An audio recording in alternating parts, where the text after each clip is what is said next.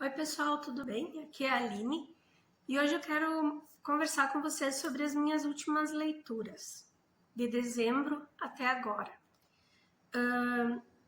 Em dezembro, eu e umas amigas temos um grupo do livro e nós lemos Romeu e Julieta. Foi a obra escolhida para dezembro. O que eu vou dizer? Todo mundo em algum momento da vida já teve contato com essa obra, seja em filme, seja em desenho animado, seja, né, é um clássico. E é uma das tragédias do Shakespeare, né? Eu li pela primeira vez esse livro, eu acho que eu tinha 14, 15 anos, eu era bem novinha. E bem romântica, bem apaixonadinha, achei o máximo, assim, nossa, achei maravilhoso, era meu livro favorito da vida. Agora, lendo bem mais velha, entende-se por que é uma tragédia. Porque, assim, não tem um adulto nessa história para guiar essas criaturas, e o adulto que tem é cômico, para não dizer trágico. Mas, enfim, relendo agora, assim, a gente entende a questão dos dois. Eles são jovenzinhos, eles não é amor, é uma paixão, assim, que toma conta. Tanto que no começo o Romeu tá chorando as pitangas por uma outra mulher, daí ele vê a Julieta e daí ele se apaixona. Gente, ele tem 14 anos de idade e ela tem 13. Tipo, são muito jovens, né? E numa sociedade que nessa idade eles já eram considerados quase adultos. Muitas mulheres mais novas do que a Julieta, com 13 anos, já tinham casado, já tinham outra experiência. Então, sempre que a gente lê uma obra assim, que essa aqui é do século XVI, a gente tem que levar em conta esse contexto histórico para entender que não está rolando nenhum absurdo, né, em primeiro lugar. O absurdo aqui mesmo, na minha singela opinião, acontece da parte dos adultos da história, não ter nenhuma capacidade, nenhuma sensibilidade de prestar atenção no que está acontecendo e o que leva a essa tragédia, né? Mas é uma leitura muito boa. Ocorreu até um certo estranhamento, assim, que tem meninas no grupo que ainda não tinham tido contato com o Shakespeare na leitura e até estranharam, porque como ele escrevia peças, né, ele escrevia apenas diálogos, o roteiro era todo adaptado para a peça, para o teatro. Então, no começo elas estranharam por ler assim o diálogo, uma pessoa falando, outra pessoa falando. Eu acho a melhor maneira de ler. Eu comecei a ler assim, então eu acho muito legal. Mas também é só o começo que causa estranheza, depois segue o baile, é bem tranquilo. Mas realmente é um livro triste, é uma tragédia, embora tenha aquele alívio cômico dos criados e coisa, né? A gente também pode observar isso durante a leitura. Como Shakespeare escrevia peças para o teatro para serem apresentadas, dificilmente elas eram apenas lidas, a gente vê a diferença da linguagem nos personagens, né? Quando tem o Sr. Capuleto falando, é uma entonação, são palavras, né, mais requintadas, e quando temos a criadagem falando, é muito popular mesmo, assim.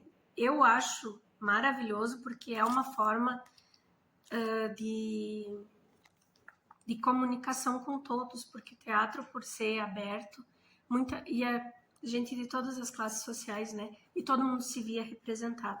Eu acho que isso é uma questão que faz com que o Shakespeare continue aí e sempre vai ter alguém se identificando, querendo ler e querendo entender, né? Sobre as suas peças. Para quem nunca leu, assim, fica bem a dica, porque é muito fácil de ler, é bem bom. E é curtinho, não é um texto muito longo, aqui tem já digo, 161 páginas.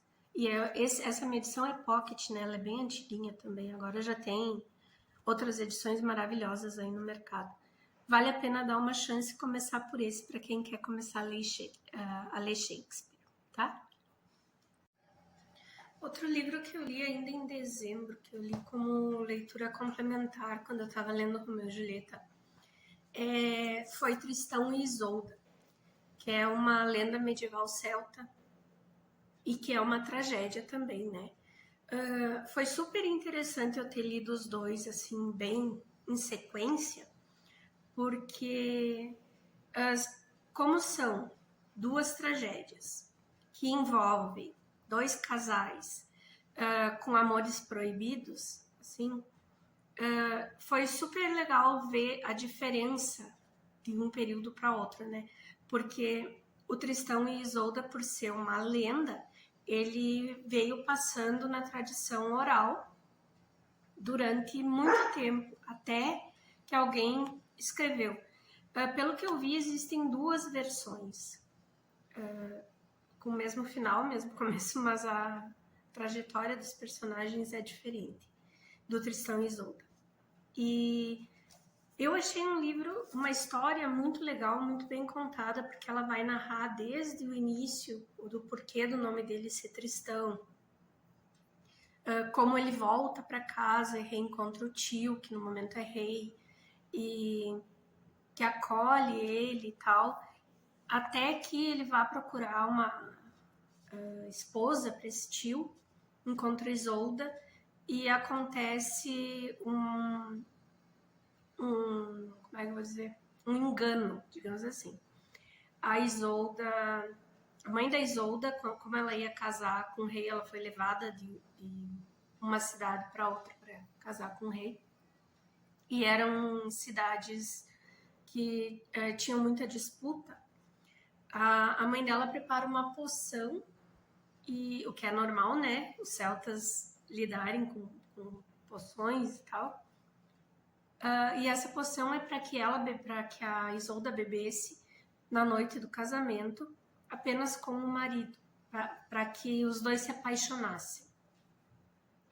E num acidente, essa poção acaba sendo servida durante a viagem para Isolda e Tristão.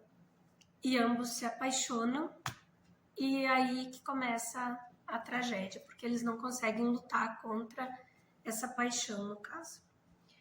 Mas é bem curtinho também, é um livrinho bem curtinho, a história é bem boa, te prende do início ao fim, assim. E vale a pena, sabe? Há algumas semelhanças entre os dois, mas acredito que é mais no sentido, assim, do amor proibido, das cidades rivais. É mais nesse sentido, porque independentemente a história em si é bem diferente. Mas vale super a pena. É um livro bem curtinho também, tem 160 páginas, mais ou menos. E eu achei bem legal. Vale a pena também. Mais uma leitura aí. Ainda em dezembro tem mais uma leitura que eu quero mostrar para vocês aqui. Uma eu só vou falar porque não está comigo o livro, eu emprestei. Eu li A Guerra da Papoula. Eu li não, né? Eu devorei, assim, foi 2 dias, o livro é muito bom. E eu ainda vou fazer um vídeo que eu quero falar sobre ele. Mas foi uma das leituras de dezembro. Eu até emprestei para minha cunhada, porque eu disse para ela, é muito bom. Eu devorei, assim, tenta, se tu tá com dificuldade, assim, também na ressaca literária, vai nesse que é certo. E eu amo terror. Sou, assim, a louca do terror mesmo. Eu adoro. A minha estante, a maior parte é livro de terror. Da minha parte, né? Que essa estante é minha e do meu marido. E já tem ali um cantinho do nenê, ó. Como vocês podem ver. E a gente divide a estante. Meu marido tem mangás, tem alguns outros livros técnicos. E eu tenho também da faculdade. Ele tem vários livros de história que estão mais lá para cima. E aqui a maioria é terror. Aqui em cima, assim, da minha parte, são clássicos e terror. que é a minha vibe. No mês de dezembro, ali perto do Natal, eu sempre leio terror. Mas é assim, todo mês eu leio alguma coisa de terror. Outubro é só terror. E dezembro, perto do Natal, eu gosto de ler contos de terror. Esse ano, eu li esse livrinho aqui, que foi publicado pela editora Wish, já faz um tempinho também. E ele traz vários contos de terror. E todos, assim, na época do Natal e do Ano Novo. Eu adorei. Tem contos muito legais aqui. Tem uns que sempre, né? Livro de contos a gente tem os favoritos e os menos. Mas é um livrinho bem bom, bem curtinho também. Vale a pena. Esse aqui também eu super indico. Terror Depois da Ceia. Que ele traz essa característica da idade vitoriana, né?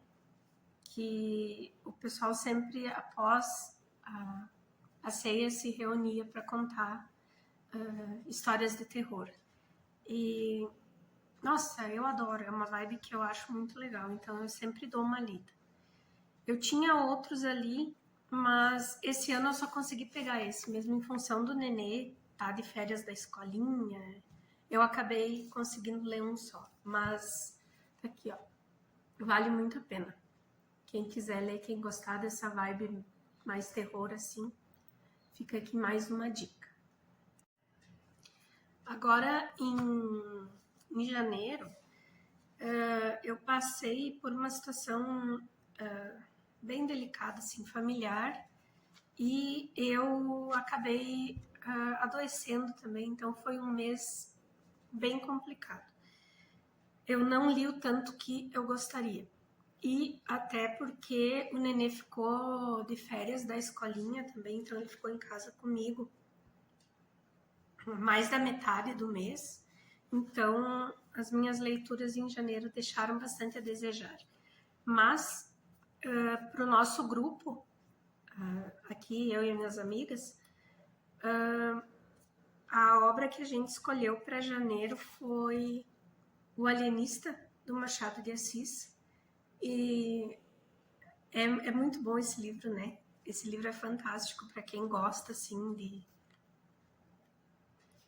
de conto, porque ele é curtinho, né? Ele é praticamente um conto, ele tem 70... Essa minha edição aqui tem 79 páginas e a gente lê muito rápido, né?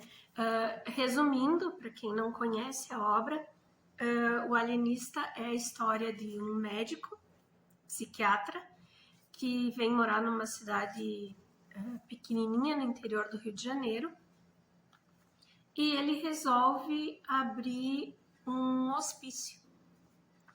E ele começa a ver doença, todo mundo, doença mental, no caso, em todo mundo. E todo mundo ele quer tratar, e todo mundo ele quer tratar. E ele chega a lotar o hospital.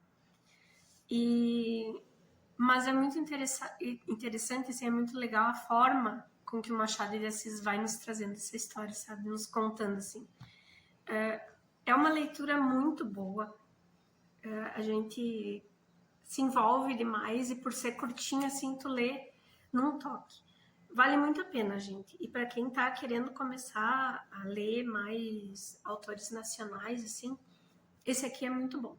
É uma leitura rápida, fácil e vale muito a pena.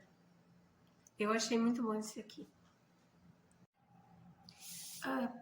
Particularmente, assim, nas minhas leituras individuais, eu tinha me proposto a ler agora em janeiro um livro que eu sempre quis ler, mas nunca tinha tido coragem de começar, que é O Conde de Monte Cristo.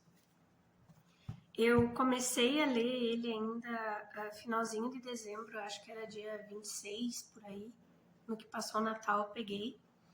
E com tudo o que aconteceu, como já comentei, eu não consegui pegar ele tão seguido como eu queria. Então, assim, eu falhei miseravelmente, né? Estamos em fevereiro e eu tô na metade do livro. Tô na página 917.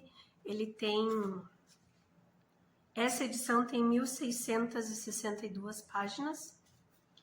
E, embora seja uma história, assim, que eu já conheço, já assisti filme, que tem, né, um filme dos anos 2000, se não me engano, com o Jim Caviezel, que é um dos meus atores favoritos da vida também. E o filme ficou muito legal, mas eu sempre tive vontade de ler o livro. Eu ganhei há alguns anos atrás essa edição aqui, que é a da Zahar, de bolso, e como era ela que eu tinha, eu tô lendo nela. Mas tem uma coisa nela que dificulta bastante a leitura, assim, porque como eu tenho nenê, eu leio muito de noite. E ela tem a folha, a página dela, vou mostrar pra vocês. Ela é branca, ó, e ela é bem fininha. Então ela aparece aqui atrás, ó. Então para ler de noite ela é bem complicado, assim. Mas tem o texto na íntegra e vale a pena, né? Eu tô lendo por ela. Uma obra assim, desse tamanho, qualquer outra, né, que seja tão grossa quanto, eu pretendo comprar numa outra edição, gastar assim um pouquinho mais, mas pegar uma edição com a qualidade da folha melhor, porque essa aqui tá me atrapalhando bastante. Quem não conhece a história, trata-se de uma história de vingança, né? O Edmond Dantes, que é o personagem principal aqui, ele é traído, inventam inclusive coisas sobre ele que vai parar com um representante do rei. A história começa no momento em que o Napoleão está exilado e ele, sem saber, o personagem, o Dante, sem saber, ele acaba envolvido no meio de uma conspiração para que o Napoleão volte da ilha de Elba. Então, por isso ele vai ser preso. Ele nem sabe por que ele foi preso, porque ele não abriu a carta que passaram para ele transmitir. Então, tipo, ele tá só pagando sem saber por quê. Ele vai parar numa prisão, onde ele vai conhecer um ex-frade que está preso lá e que tem muito dinheiro e que quer sair de lá. E através da amizade que ele cria com esse frade, ele vai conseguir sair da prisão, ter acesso à fortuna desse amigo que ele fez lá dentro, e com isso ele vai montar toda a vingança com as pessoas que causaram para ele esse mal. Mas é fascinante porque é uma obra do Alexandre Dumas, e o Alexandre Dumas escrevia como... É tipo aquelas novelinhas de folhetim.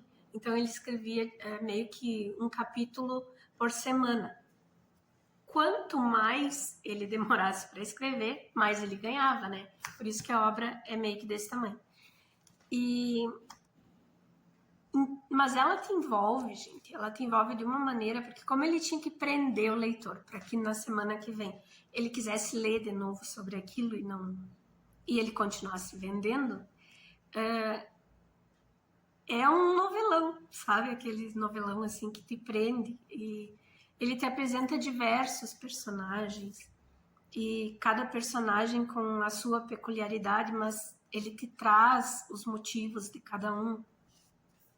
Eu tô achando fantástico. Só tô atrasada, né? Já devia ter terminado para começar a leitura de fevereiro e ainda não consegui terminar. Mas espero que esse mês agora seja mais tranquilo e daí logo eu termino. Assim que eu terminar, eu venho falar mais sobre ele. Mas é um baita livro. A história, né, conhecida. Falando agora em fevereiro, pro grupo do livro que eu tenho com as minhas amigas, a nossa leitura é Persuasão, da Jane Austen. Eu tenho nessa edição aqui, que tem três obras dela, né? É Razão e Sensibilidade, Orgulho, Preconceito e Persuasão. A Persuasão é o último livro perdão, desse livro, e é a que a gente está lendo agora para o nosso encontro do clube no mês de fevereiro. Eu já estou um pouco adiantadinha aqui, mas confesso assim que eu sempre tive um pouquinho de preconceito com Jane Austen, tanto que falavam. Aí eu comprei esse livro aqui, eu digo, bom, tem as 3 obras principais dela, né? Vou seguir o baile, vou ler. Aí eu já li Razão e Sensibilidade. Confesso que eu gostei mais do filme, desse. Orgulho e Preconceito, o livro, a obra eu achei muito boa, me conquistou mesmo. E agora tô lendo Persuasão. Eu tinha a ideia de que era só aquele romance bobinho, sabe, de época, assim, e não é. O Orgulho e Preconceito realmente me surpreendeu bastante. E Persuasão também. Até agora eu tô gostando. Também para fevereiro, eu vou pegar o livro ali para mostrar para vocês. Eu quero ler, no que eu terminar o Conde de Monte Cristo, eu quero começar a ler a leitura que eu tinha proposto, né, para mim, em fevereiro, que é um livro do Stephen King. Vou pegar ali e já volto. Então, para fevereiro eu tinha como meta minha ler o Novembro de 63, do Stephen King. Esse livro eu tenho já faz um tempo, faz tempão também que eu sou a fim de ler, mas não tinha nunca me encorajado, assim. Daí agora, em dezembro, metade de dezembro, eu assisti a série que tem no Prime Videos. E eu achei muito boa a série, então eu imagino como seja o livro, né? Daí eu peguei e coloquei ele como meta para fevereiro. Assim que eu terminar o Conde de Monte Cristo, eu vou começar a ler esse aqui. Esse livro trata de um professor que descobre uma maneira de voltar no tempo. E voltando no tempo, ele quer salvar o Kennedy, porque de alguma maneira ele acredita que se o Kennedy não tivesse sido assassinado, os Estados Unidos estariam numa situação melhor do que eles estão. E não é bem o que ocorre, mas a ideia é muito boa, sabe? E como eu gosto muito do King, eu acho que eu tenho interesse, acho que eu quero ler mesmo e acho que vou gostar. Então, esse aqui é o que eu quero ler agora para fevereiro. Se eu conseguir terminar de ler o Conde de Monte Cristo, o Persuasão, e conseguir pegar esse aqui agora em fevereiro, eu já tô legal, porque são todos assim, são livros grandes, né? O menorzinho é o da Jane Austen, o Persuasão, e o Conde de Monte Cristo ainda me falta umas 700 páginas, e esse aqui eu acho que tem em torno de 720, então acho que se eu conseguir terminar esses 3 agora em fevereiro, eu tô legal. Mas é isso, pessoal. Então, obrigada por me aguentarem até aqui, por participarem comigo aqui. E nos vemos no próximo vídeo. Até mais!